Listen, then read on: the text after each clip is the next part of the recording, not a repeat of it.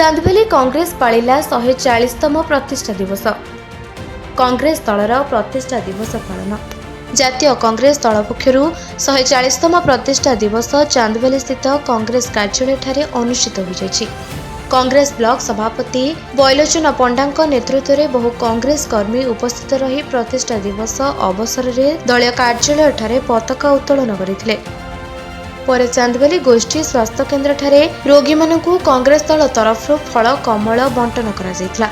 एठी आज जो 140तम प्रतिष्ठा दिवस कांग्रेस दल महात्मा गांधी नीति आदर्श को नहीं परिचालित होइछि एवं सही महात्मा सही बापूंकर सही महामानव महात्मा गांधी नीति आदर्श को आमे धरी रखी चलीचु एवं सेथिपाई आज सही बापूंकर अरट चिन्हर पताका आज कांग्रेस कार्यालय आगे आमे उत्तोलन करथिलु एवं ता परे परे आसी चांदवाली मेडिकल ले रोगी मान को फल बंटन करथिलु।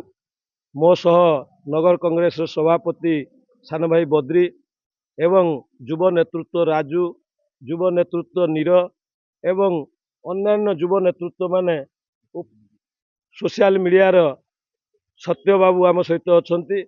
तेणु ये समस्ते आसी आम आज फल बंटन करथिलु।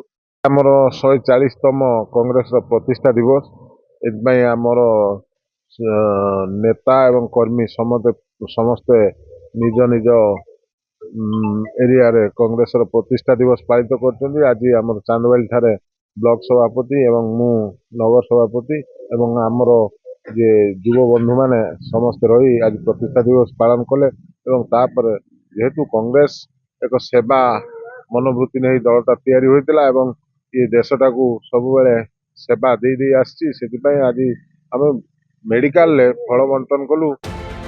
चांदवली निशिकांत बेहरा रिपोर्ट निरपेक्ष न्यूज।